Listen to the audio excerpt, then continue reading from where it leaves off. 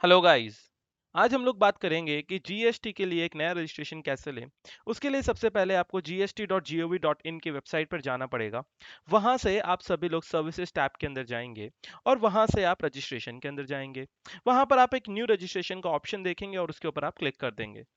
जैसे ही आप new registration पे क्लिक करेंगे आपके पास में दो ऑप्शन दिखाई देंगे, new registration and temporary reference number. देखिए टेम्परेरी रेफरेंस नंबर क्या होता है कि जब भी आप रजिस्ट्रेशन स्टार्ट करते हैं एंड इन बिटवीन आप अपना रजिस्ट्रेशन पूरा नहीं कर पाते हैं, तो टेम्परेरी रेफरेंस नंबर के थ्रू आप अपना रजिस्ट्रेशन फ्यूचर में पूरा कर सकते हैं। अभी के लिए हम लोग एक नया रजिस्ट्रेशन कर रहे हैं, तो मैंने न्यू रजिस्ट्रेशन के ऊपर क्लिक किया है। उसके बाद में आई एम अ, आप क्या है, आप एक टैक्स पेयर है, तो आप डेफिनेटली इसको सिलेक्ट कर लेंगे। अगर आपका लॉ में रिक्वायरमेंट है कि आप टीडीएस काटते हैं लोगों का और वो टीडीएस डिडक्शन की वजह से आपको जीएसटी के अंदर रजिस्टर करने का ज़रूरत है, तो आपको टैक्स डिडक्टर को चूज़ करना पड़ेगा। अगर आप अमेज़न, फ्लिपकार्ट या और कोई ऐसी कंपनीज़ है जो ई-कॉमर्स की तरह ऑपरेट कर रहे हैं, तो आपको टैक्स कलेक्टर को चूज़ करना पड़ेगा। अगर आप जीएसटी प्रैक्टिशनर की तरह काम कर रहे हैं, जो लोगों को सर्विसेज देते हैं जीएसटी रजिस्ट्रेशन से रिलेटेड, जीएसटी अमेंडमेंट से रिलेटेड या उसके आसपास की जो दूसरी सर्विसेज है उनसे रिलेटेड, या फिर आप और भी कुछ अलग-अलग कैटेगरीज में फॉल कर सकते हैं। सो फॉर टाइम बीइंग मैं टैक्स पेयर की कैटेगरी में फॉल करता हूं, तो मैंने टैक्स पेयर को चूज़ कर लिया है। उसके बाद में आप यहाँ पर अपना स्टेट या फिर यूनियन टेरिटरी चूज करेंगे। अब ये वो स्टेट होगा जहाँ पर आपका बिजनेस लोकेटेड है, ना कि जहाँ पर आप रह रहे हैं। फॉर एग्जांपल मैं राजस्थान में रहता हूँ, जबकि मेरा बिजनेस जो है वो महाराष्ट्र में है, तो मैं यहाँ पर महाराष्ट्र चूज करूंगा। और सिमिलरली अगर कोई महाराष्ट्र में रहता है और उसका बिजनेस राजस्थान के अंदर है, तो वो राजस्थान चूज करेंगे। So for a time being मैं मान लेता हूँ कि मेरा जो बिजनेस है वो राजस्थान में है, तो मैंने राजस्थान चूज कर लिया। मैंने अपना डिस्ट्रिक्ट जो है सीकर वो भी चूज कर लिया। उसके बाद में ये बोलेंगे कि आपका लीगल नेम ऑफ बिजनेस क्या है। देखिए आपका जो बिजनेस है वो अलग अलग फॉर्म के अंदर हो सकता है, जैसे कि आप प्रोप्राइटरशिप के अंदर काम कर सकते हैं, आप पार्टनरशिप के अंदर काम कर सकते हैं, आप कंपनी के फॉर्म में काम कर सकते हैं। जिस भी फॉर्म में आपका बिजनेस रजिस्टर्ड है आप उसका लीगल नेम लिख लेंगे। तो यहाँ पर ये बोलते हैं कि उसका आपका पैन नंबर के हिसाब से नाम लिखा होना चाहिए। तो अगर आपने डेफिनेटली अगर पार्टनरशिप या फिर कंपनी के नाम से काम कर रहे हैं, तो उसका जो नाम है पैन नंबर के हिसाब से आपको लिखना पड़ेगा। यहाँ पर मैं प्रोप्राइटर की तरह काम कर रहा हूँ, तो मैं यहाँ पे जो मेरा पैन नंबर है, पैन के ऊपर जो मेरा नाम है वो मैं यहाँ पर लिख देता हूँ। साथ ही साथ ये बोलते हैं आपका पैन नंबर भी लिखने के लिए, तो मैं यहाँ पर मेरा पैन नंबर भी लिख देता हूँ। फिर उसके बाद में ये बोलते हैं कि आपका ईमेल एड्रेस क्या है, तो आपका जो भी रजिस्टर्ड ईमेल एड्रेस आप बिजनेस के लिए चाहते हैं वो यहाँ पर लिख देंगे। तो वो ईमेल एड्रेस भी यहाँ पर मैं आप सभी के सामने लिख देता हूँ। फिर उस ईमेल एड्रेस के बाद में ये आपका कॉन्टैक्ट नंबर पूछ रहे हैं, जिसके ऊपर आप को ये अप्रोच करेंगे, ओटीपी भेजेंगे, तो आप बोलेंगे यहाँ पर अपना कॉन्टैक्ट नंबर भी लिख दिया गया है। लास्टली ये बोलते हैं कि आपको एक कैप्चा इमेज फिल करना पड़ेगा। देखिए कैप्चा इमेज अगर आपको समझ में ना आए तो यहाँ पर आप रीलोड का बटन प्रेस कर सकते हैं, और अगर आपको ऑडियो कैप्चा चाहिए तो आप ऑडियो बटन पर भी क्लिक कर सकते हैं। बट यहाँ पर मुझे सारा का सारा कैप्चा विजुअली दिखाई दे रहा है, तो मैं उसको सिंपली यहाँ पर टाइप कर देता हूँ। फिर उसके बाद में हम सभी लोग प्रोसीड बटन के ऊपर क्लिक करेंगे। एंड ये मेरा कुछ पुराना रजिस्ट्रेशन है, आपके ये ऑप्शन नहीं आएगा। अगर आपने पहले पास्ट में कभी रजिस्ट्रेशन लिया था तभी आपके पास में ऑप्शन आता, बट अभी आपके पास वो ऑप्शन नहीं आएगा। अब देखिए आपके पास में मोबाइल फ़ोन पर एंड ईमेल आईडी पर अपना ओटीपी आ चुका होगा। अगर आप अपने मोबाइल फ़ोन को चालू करेंगे तो आपको वहाँ पर ओटीपी दिखाई देगा। तो मैं यहाँ पर अपना ओटीपी डाल लेता हूँ। साथ ही साथ आपके जो ईमेल एड्रेस है उसके ऊपर भी आपका ओटीपी आ चुका होगा। तो वो ओटीपी को भी मैं यहाँ पर लिख लेता हूँ। अब सभी लोगों के सामने यहाँ पर लिख लिया जाएगा ये। एक बार इसको लिखने के बाद में मैं प्रोसीड बटन पर क्लिक करूंगा और आप देख पा रहे होंगे कि you have successfully submitted part A of the registration process, your temporary registration number is this. तो आप ये टेम्पररी रजिस्ट्रेशन नंबर को अपने पास में एक बार टाइम बिंग के लिए स्टोर करके रख सकते हैं, क्योंकि इसको स्टोर करने की वजह से अगर फ्यूचर में आप लोग अगर अपना रजिस्ट्रेशन कंप्लीट करना चाहते हैं और आप अभी अपना रजिस्ट्रेशन कंप्लीट नहीं कर पाते हैं, तो फ्यूचर में ये टीआरएन के थ्रू आप लोग आगे प्रोसीड कर सकते हैं। बट मैं अपना रजिस्ट्रेशन अभी आगे बढ़ाना चाहता हूँ, तो मैं यहाँ प्रोसीड बटन पर क्लिक कर दूंगा। प्रोसीड बटन पर क्लिक करते से ही आप सभी के पास में यहाँ पे टेम्पररी रेफरेंस नंबर का एक एड्रेस आ गया है, और आप वही टीआरएन यहाँ पे टाइप कर देंगे। उसके बाद में आप अपना कैप्चा कोड जो है वो यहाँ पर लिखेंगे, तो मैं यहाँ पर आपका कैप्चा कोड लिख देता हूँ। एंड फिर उसके बाद में आप प्रोसीड बटन पर क्लिक करेंगे। जैसे ही आप प्रोसीड पर क्लिक करेंगे, अगेन आपके पास में मोबाइल एंड ईमेल आईडी पर एक ओटीपी आएगा। ये जो ओटीपी है इस बार मोबाइल एंड ईमेल पर सेम होगा। ये आपका वेरिफिकेशन के लिए है कि यस आप अभी अपना रजिस्ट्रेशन स्टार्ट करने के लिए तैयार हैं। तो मैं ये ज़रूर यहाँ पर आप सभी लोगों के सामने लिख देता हूँ। इसको लिखने के बाद में मैं प्रोसीड बटन पर क्लिक करूंगा, और जैसे ही प्रोसीड बटन पर मैंने क्लिक किया तो आपके पास में यहाँ पर आपका एक डैशबोर्ड स्टार्ट हो जाएगा। उस डैशबोर्ड के अंदर लिखा हुआ रहेगा कि ये आपका क्रिएशन डेट कौन सा है। तो जैसा कि अपने लोग देख पा रहे हैं 31 मार्च को क्रिएट कर रहे हैं। जो फॉर्म नंबर होता है जीएसटी रजिस्ट्रेशन का, उसका REG01 नाम होता है, और इसका डिस्क्रिप्शन है एप्लीकेशन फॉर न्यू रजिस्ट्रेशन। और आप बोलेंगे इसका एक्सपायरी जो है वो 15 अप्रैल है, मतलब आज आपने रजिस्ट्रेशन करना स्टार्ट किया है तो 15 अप्रैल तक आपको अपना रजिस्ट्रेशन पूरा करना पड़ेगा, अदरवाइज ये जो फॉर्म है ये एक्सपायर हो जाएगा। अभी ये ड्राफ्ट स्टेट में है, तो चलिए अपने लोग इसके ऊपर एक्शन लेते हैं और हम लोग इसके अंदर डिटेल्स फिल करना स्टार्ट करते हैं। देखिए सबसे पहले ये आपको बोलेगा, जो आपको टैब है यहाँ पर अगर आप देखेंगे तो आप बोलेंगे मेरे पास में यहाँ पर बहुत सारे टैब दिए गए हैं, जहाँ पर आपको बिजनेस की डिटेल्स, प्रमोटर की डिटेल्स, ऑथोराइज सिग्नेटरी की डिटेल्स और भी बहुत सारी डिटेल्स पूछी गई है। तो ये जो डिटेल्स है ये आप सभी लोगों को फिल करनी पड़ेगी। तो सबसे पहले यहाँ पर legal name of the business automatically feeded है, जो हम लोगों ने शुरू में लिखा था। पैन नंबर भी ऑटोमेटिकली लिखा हुआ आ चुका है। साथ ही साथ ट्रेड नेम, अब देखिए business name and trade name अलग अलग हो सकता है। जैसे कोई एक कंपनी है, जैसे अगर बात करते हैं हिंदुस्तान यूनिलीवर लिमिटेड की, तो वो एक कंपनी है, वो कंपनी का बिजनेस नेम है। लेकिन वो जो कंपनी है उसके बहुत सारे प्रोडक्ट्स हैं। अगर मैं सर्फ एक्सेल की बात करूं तो सर्फ एक्सेल एक पर्टिकुलर ब्रांड हो गया। तो ऐसे ही एक कंपनी जो है उसका एक नाम हो सकता है, लेकिन उसके अंदर बहुत सारे ब्रांड्स हो सकते हैं, अलग अलग ट्रेड नेम हो सकते हैं। यहाँ पर मैं एज ए प्रोप्राइटर बिजनेस कर रहा हूँ, तो मेरा जो बिजनेस का नाम है वही मेरा नाम है, तो मैंने यहाँ पे नाम लिख दिया। फिर ये बोलते हैं कॉन्स्टिट्यूशन ऑफ बिजनेस, कि आपका बिजनेस जो है वो किस तरीके का है। तो आपका कंपनी है, LLP है, HUF है, आपका लोकल अथॉरिटी किस तरीके का है। तो मेरा बिजनेस जो है वो यहाँ पर प्रोप्राइटरशिप का है, तो वो मैंने यहाँ पर चूज कर लिया है। उसके बाद में ये बोलते हैं name of state in Rajasthan, Rajasthan में कौन से स्टेट से हैं, तो वो ऑलरेडी अपना अफिडेड है। फिर ये बोलते हैं are you applying for registration as a casual taxable person. अब देखिए अगर यहाँ पे आई बटन पे आप क्लिक करेंगे तो देखिए आपको यहाँ पर एक इंफॉर्मेशन दिखाई देगा, casual dealers can not opt out for composition. तो अगर आप कैजुअल पर्सन हैं तो आप कॉम्पोजिशन स्कीम के लिए ऑप्ट आउट नहीं कर सकते। तो ये बोलते हैं are you applying for registration as a casual person, तो अपने लोग इसको यस नहीं करके नो ही करेंगे। साथ ही साथ आप क्या कॉम्पोजिशन के लिए अप्लाई करना चाहते हैं, तो देखिए बहुत सारे ऐसे पर्सन है जो कॉम्पोजिशन स्कीम के लिए अप्लाई भी कर सकते हैं। अगर आप ये कॉम्पोजिशन के लिए अप्लाई करना चाहते हैं तो आप सिंपली इसके अंदर वो डिटेल्स भर देंगे। But for a time being मैं कॉम्पोजिशन स्कीम के लिए अप्लाई नहीं कर रहा हूँ। अगर आप अप्लाई करना चाहते हैं तो डेफिनेटली आप इसके अंदर ये सारी की सारी डिटेल्स, जो एक्स्ट्रा डिटेल्स है छोटी सी, वो आप भर सकते हैं। तो चलिए आगे की तरफ बढ़ते हैं। एंड ये बोलते हैं reason to obtain the registration, कि बिजनेस का रजिस्ट्रेशन क्यों लिया जा रहा है।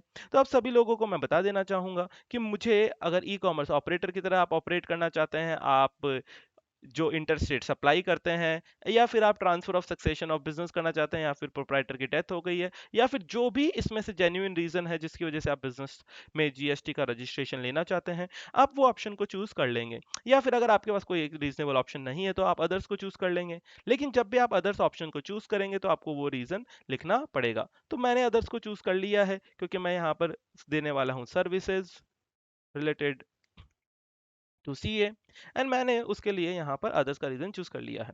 फिर उसके बाद में अगर आप अदर्स का चूज नहीं करते हैं तो आप कुछ और रीजन भी चूज कर सकते हैं, जैसे ई कॉमर्स ऑपरेटर की तरफ आप ऑपरेट कर रहे हैं, या फिर कुछ और भी ऑप्शन आप चूज कर सकते हैं। फिर उसके बाद में बोलते हैं date of commencement of business, कि आपने बिजनेस कब स्टार्ट किया। तो मेरा जो बिजनेस है, मैं मान लेता हूँ मैंने जब स्टार्ट किया था ये 1 मार्च को स्टार्ट किया था। And date on which the liability arises, देखिए कुछ ऐसे लोग होते हैं जिनका बिजनेस शुरू करने के पहले दिन से ही रजिस्ट्रेशन करने का लायबिलिटी अराइज हो जाता है। और कुछ लोग ऐसे होते हैं जिनका फ्यूचर में जैसे ही टर्नओवर एक्सीड कर जाता है सर्टेन लिमिट्स, उसके बाद में लायबिलिटी अराइज होता है। तो वो डेट जो है एग्जैक्टली अगर आपको ना भी पता हो, बट आप नियर बाई डेट लिख सकते हैं। तो मैंने जिस दिन बिजनेस स्टार्ट किया था उसी दिन अगर मेरा लायबिलिटी अराइज हो रहा है तो मैं उसी दिन के हिसाब से इसको चूज कर रहा हूं। आप इसमें थोड़ा 10-20 दिन का गैप रखकर भी इसको चूज कर सकते हैं, उसमें कोई भी प्रॉब्लम आपको नहीं होगा। उसके बाद में बोलते हैं इंडिकेट एग्जिस्टिंग रजिस्ट्रेशंस। देखिए अगर आपका कोई भी एग्जिस्टिंग रजिस्ट्रेशन है, जैसे आपने पास्ट में किसी सेंट्रल एक्ट में रजिस्ट्रेशन लिया हो, वैट में रजिस्ट्रेशन लिया हो, एलएलपी के लिए रजिस्ट्रेशन लिया हो, इंपोर्टर एक्सपोर्टर कोड का रजिस्ट्रेशन लिया हो, जीएसटीआईएन का पास्ट में रजिस्ट्रेशन लिया हो, कुछ भी अगर आपके ऐसे रजिस्ट्रेशन है तो आप डेफिनेटली वो भी चूज कर सकते हैं। देखिए गवर्नमेंट जो है उनको ये डिटेल्स क्यों चाहिए, ताकि फ्यूचर में अगर कोई भी प्रॉब्लम हो तो वो आपको दूसरे डिपार्टमेंट्स के कॉपरेशन के थ्रू ट्रेस कर सकें। तो आप ये डिटेल्स को भर सकते हैं अगर आपके कुछ रजिस्ट्रेशन पास्ट के किए हुए हैं। अगर वो नहीं है तो आप इसको ब्लैंक छोड़ सकते हैं। फिर उसके बाद में आप सेव एंड कंटिन्यू बटन के ऊपर क्लिक करेंगे, एंड जैसे ही सेव एंड कंटिन्यू बटन के ऊपर क्लिक करते हैं आप सभी के सामने यहाँ पर एक टिक का ऑप्शन आ जाता है, और उसके बाद में अपने लोगों को आगे की डिटेल्स पूछी जाती है। अब देखिए आप सभी लोगों के सामने यहाँ पर पर्सनल इन्फॉर्मेशन के बारे में सबसे पहले पूछा जाता है। पर्सनल इन्फॉर्मेशन में सबसे पहले मेरा फर्स्ट नेम आ गया, मिडिल नेम आ गया, लास्ट नेम दे दिया है। फिर उसके बाद में फादर्स नेम पूछा गया है तो वो मैं भी आपके सामने भर देता हूँ। एंड उसके बाद में आपसे मेरा डेट ऑफ बर्थ पूछा गया है, तो यहाँ पर डेट ऑफ बर्थ अपने यहाँ पर लिख देते हैं। डेट ऑफ बर्थ लिखने के बाद में आपसे मोबाइल नंबर पूछा जाएगा, तो आप बोलेंगे मोबाइल नंबर जो है वो यहाँ पर है। उसके बाद में ईमेल एड्रेस भी आपसे पूछा जाएगा, तो आप ईमेल एड्रेस भी सिमिलरली यहाँ पर भर देंगे।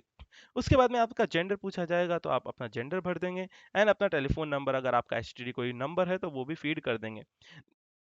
देखिए टेलीफोन नंबर जो है वो कंपलसरी नहीं होता है, क्योंकि यहाँ पर इन्होंने रेड एस्ट्रिक मार्क यहाँ पर नहीं लगा रखा है।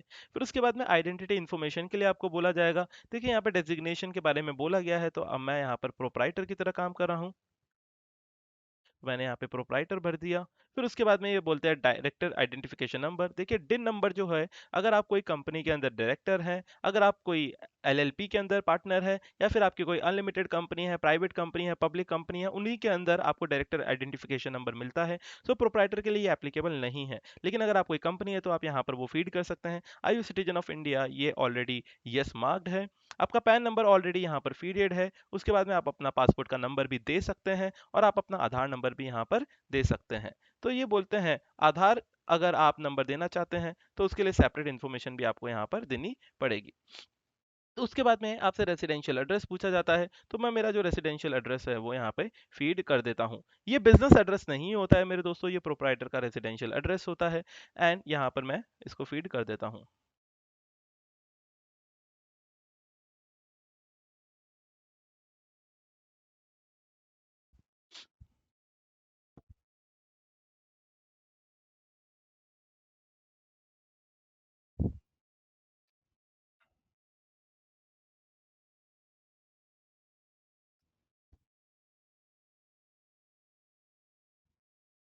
देखिए सारी डिटेल्स भरने के बाद में ये बोलते हैं जो भी प्रोप्राइटर है उनकी एक फ़ोटोग्राफ आपको अपलोड करनी पड़ेगी, और वो फ़ोटोग्राफ का फीचर है कि वो 100 KB से ज़्यादा बड़ी नहीं हो सकती, या फिर आप अपने लैपटॉप के कैमरा से जिससे आप रजिस्ट्रेशन कर रहे हैं उससे भी सामने इमीडिएटली फ़ोटो ले सकते हैं सेल्फी के फॉर्म में। तो चलिए मैं यहाँ पर एक फ़ोटो अपलोड कर देता हूँ।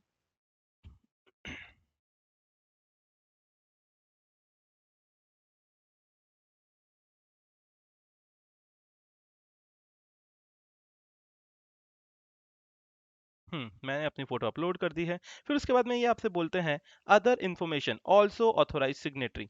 देखिए ऑल्सो ऑथोराइज सिग्नेटरी का मतलब क्या होता है, बहुत सारे ऐसे कम्युनिकेशन होते हैं, बहुत सारी ऐसी डिटेल्स होती है जो दिन रात आपको डिपार्टमेंट के साथ में एक्सचेंज करनी पड़ती है। तो वो एक्सचेंज ऑफ इन्फॉर्मेशन के लिए बहुत सारे लोगों का साइन भी लगता है। तो अगर जो प्रोप्राइटर है वही ऑथोराइज सिग्नेटरी भी है तो आप इस पर क्लिक कर सकते हैं। ऐसा क्यों किया जाता है, क्योंकि जैसे एक प्रोप्राइटर का बिजनेस है और उसके साथ में 4-5 लोग उसके बिजनेस में काम कर रहे हैं, उसके फैमिली वाले उसके बच्चे भी काम कर रहे हैं, लेकिन वो बच्चे साइन करके कुछ भी डॉक्यूमेंट सबमिट कर सकते हैं या नहीं कर सकते हैं, या फिर जो भी लोग उस प्रोप्राइटर के साथ में काम करते हैं वो सबमिट कर सकते हैं कि नहीं कर सकते हैं, उसके लिए ऑथोराइज सिग्नेटरी को बनाना पड़ता है। अब यहाँ पे ऑल्सो ऑथोराइज सिग्नेटरी लिखा हुआ है, इसका मतलब है कि आप ऑथोराइज सिग्नेटरी भी हैं, ताकि कोई भी फ्यूचर कम्युनिकेशन जहाँ पे साइन का जरूरत होगा वहां पे आपका साइन मान्य होगा। फिर उसके बाद में आप सेव एंड कंटिन्यू बटन पर क्लिक कर देंगे। जैसे ही सेव एंड कंटिन्यू बटन पर क्लिक करेंगे यहाँ पर ये बोलते हैं डिटेल्स ऑफ ऑथोराइज सिग्नेटरी। देखिए यहाँ पर details of authorise signatory already feeded है, क्योंकि आप लोगों ने लास्ट वाले ऑप्शन के अंदर ऑल्सो ऑथोराइज सिग्नेटरी को चूज किया था।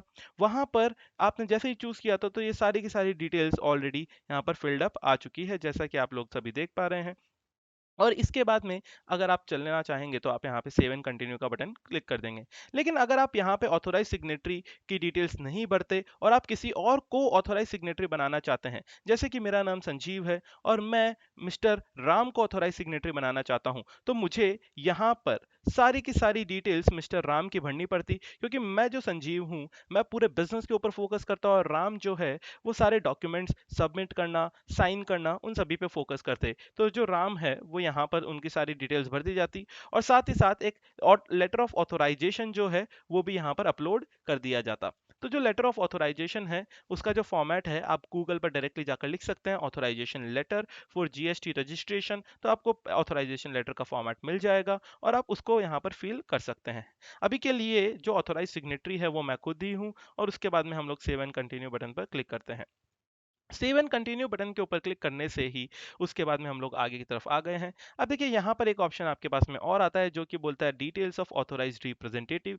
देखिए अगर मैं इसको यस करता हूँ तो ऑथोराइज्ड रिप्रेजेंटेटिव मतलब क्या, जैसे बहुत बार क्या होता है कि बिजनेस चलाने के लिए मैं जीएसटी प्रैक्टिशनर को हायर कर लेता हूँ, क्योंकि जीएसटी जो प्रैक्टिशनर है उनका रोज का काम है जीएसटी की रजिस्ट्रेशन करना, जीएसटी के अमेंडमेंट्स करना, सारे डॉक्यूमेंट्स को रेडी करना, उनको अपलोड करना। तो वो सारा का सारा जो भी काम है वो जीएसटी प्रैक्टिशनर कर ले, तो मैंने उनको अपने हिसाब से ऑथराइज्ड रिप्रेजेंटेटिव बना सकता हूं, या फिर कोई इंसान और भी है, क्योंकि जैसे लॉयर्स भी हैं आजकल, चार्टर्ड अकाउंटेंट्स भी हैं, ये लोग भी जीएसटी का आपका रजिस्ट्रेशन कर सकते हैं और जीएसटी से रिलेटेड दूसरे काम देख सकते हैं। तो आप यहाँ पर अदर्स को चूज कर लेंगे, लेकिन आपने अगर जीएसटी प्रैक्टिशनर चूज किया है तो आपको उस जीएसटी प्रैक्टिशनर्स का एनरोलमेंट आईडी उनसे लेना पड़ेगा। और ऐसा भी है कि आपका कोई भी ऑथराइज्ड रिप्रेजेंटेटिव कई बार नहीं होता है, क्योंकि आप खुद ही इन हाउस बिजनेस को मैनेज करना चाहते हैं, तो आप वो इन हाउस भी कर सकते हैं।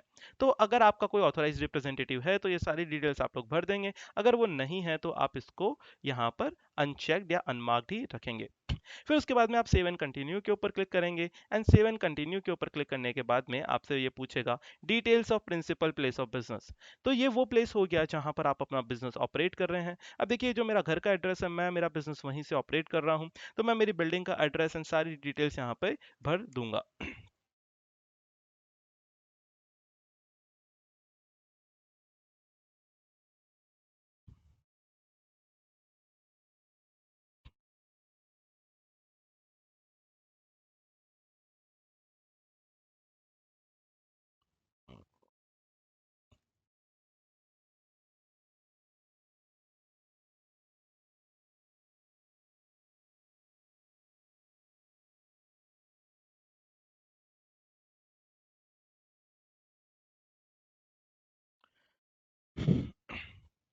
देखिए इसके बाद में आपसे एक इंपॉर्टेंट चीज पूछी जाएगी जिसमें वो सर्कल या वार्ड आपसे तो पूछेगा। दोस्तों उसके बाद में आपको अपना सेक्टर सर्कल या वार्ड जो है उसको चूज करना पड़ेगा। और ये जो सेक्टर सर्कल या वार्ड है आप अपने कोई भी रिलेटिव, अपने आस पड़ोस में अपने पिताजी से, किसी से भी बातचीत करके पूछ सकते हैं। तो चलिए मैं इसको भर लेता हूँ और जैसे ही मैं इसको भर लूंगा मेरा यहाँ पे कमिश्नरेट, डिवीजन एंड रेंज भी यहाँ पे सिलेक्ट करके भर लिया जाएगा।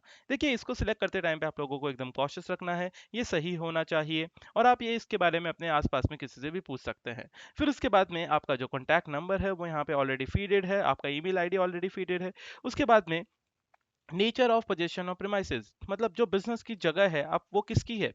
तो देखिए अगर आपने वो किसी से लीज पर रखी रखी है तो आप लीज को चूज कर लेंगे। अगर वो जो जगह है जहां पर आप बिजनेस कर रहे हैं वो आपकी खुद की ओन्ड है तो आप ओन को चूज कर लेंगे। अगर आपने रेंट पे ली है तो रेंट अग्रीमेंट के साथ में आप रेंटेड चूज कर लेंगे, या फिर आप कुछ और ऑप्शन भी चूज कर सकते हैं। तो जो जगह अभी मैं यूज कर रहा हूँ तो वो मेरी खुद की ओन्ड है, तो मैं ओन जगह को यहाँ पे क्लिक कर सकता हूँ।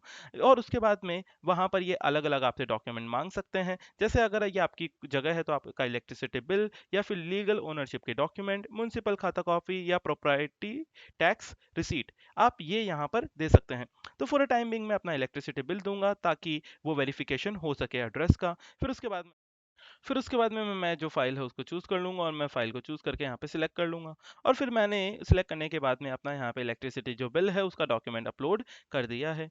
फिर उसके बाद में यहाँ पर जो मुझसे पूछा जाएगा, यहाँ पर ये बोलते हैं proof of principal place of business, जहाँ पे आप बिजनेस कर रहे हैं उसका प्रूफ क्या है। तो डेफिनेटली आप again same document, electricity bill, legal ownership document, municipal खाता कॉपी या प्रॉपर्टी टैक्स को अपलोड कर सकते हैं। तो अगेन मैंने इलेक्ट्रिसिटी बिल को चूज किया है और वो मैंने वहां पर अपलोड कर दिया है। देखिए उसके बाद में आप सभी से नेचर ऑफ बिजनेस एक्टिविटी पूछा जाएगा यहाँ पे। तो देखिए यहाँ पर मैं as a CA services provide कर रहा हूँ, तो वो जो है वो मैं यहाँ पर as a service part choose कर सकता हूँ। अगर आप कोई भी बिजनेस कर रहे हैं और वो इन कैटेगरी में कहीं पर फॉल करता है तो आप वो चूज कर लेंगे, अदरवाइज आप अदर्स को चूज करके यहाँ पर आप सर्विस लाइन डाल सकते हैं। या फिर सर्विसेज में स्पेसिफिकली अगर आप कंसल्टिंग की सर्विस ले सकते हैं तो आप यहाँ पर कंसल्टिंग से सर्विसेज लिख देंगे।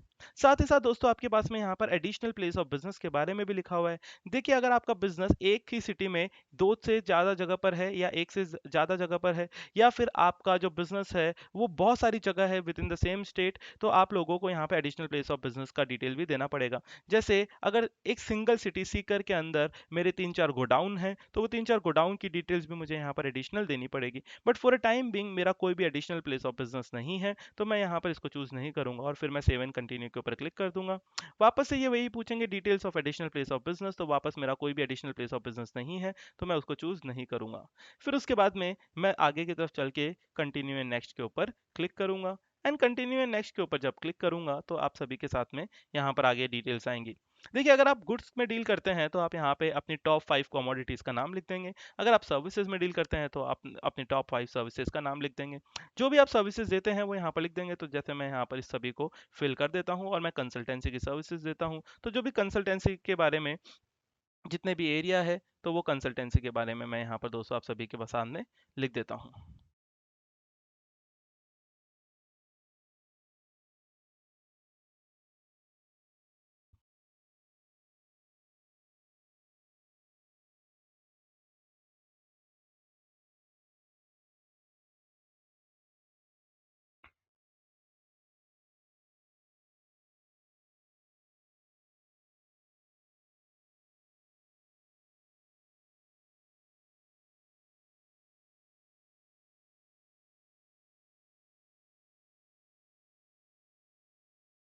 तो ये सारी डिटेल्स भरने के बाद में मैं सेव एंड कंटिन्यू बटन के ऊपर क्लिक करूंगा।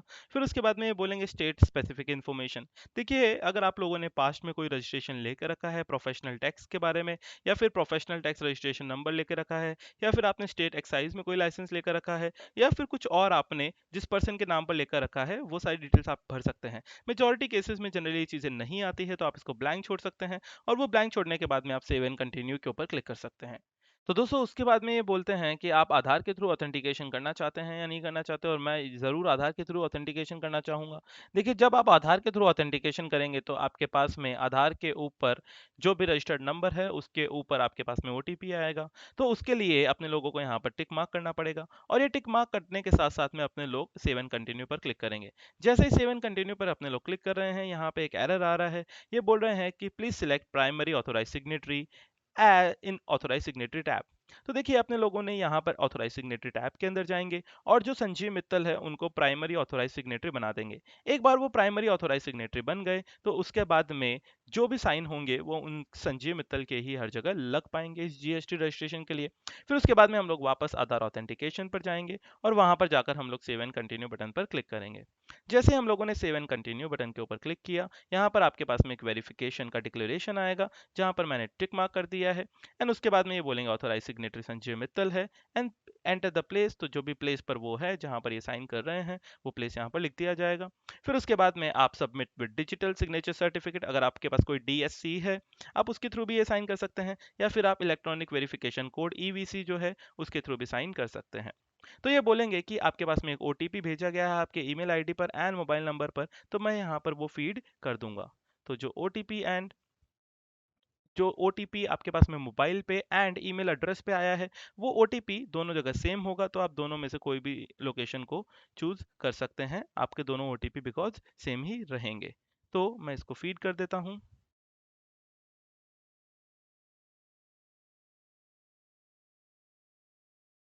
तो मैंने ओटीपी को वैलिडेट किया है, एंड ओटीपी को वैलिडेट करने के बाद में इन्होंने यहाँ पर लिखा है successful, thank you for submission, system is verifying validating the information submitted by you, acknowledgement ARN will be made available at your registered email and mobile number shortly. मतलब जैसे ही आप वो सबमिट कर देंगे तो आपके ईमेल पर एक ARN that is acknowledgement receipt number वो आपको पहुंचा दिया जाएगा। तो दोस्तों एआरएन जनरेट होने के बाद में जीएसटी अथॉरिटीज जो है वो आपके रजिस्ट्रेशन को चेक करेगी, आपकी सारी डिटेल्स को चेक करेगी, एंड अगर वो सारी डिटेल्स सही रही तो आपको रजिस्ट्रेशन आपको ईमेल के थ्रू मिल जाएगा। और जैसे ही आपको ईमेल के थ्रू रजिस्ट्रेशन मिल जाएगा, उसके ऊपर आपका जीएसटी रजिस्ट्रेशन का सर्टिफिकेट नंबर भी रहेगा, साथ साथ में जीएसटी रजिस्ट्रेशन का जो लेटर है वो भी आपको ईमेल के थ्रू मिल जाएगा। तो ये जो पूरा प्रोसेस था ये जीएसटी रजिस्ट्रेशन का, आप सभी ने जाना दोस्तों। आप सभी से मैं मिलता हूँ नेक्स्ट टाइम, तब तक के लिए बाय बाय।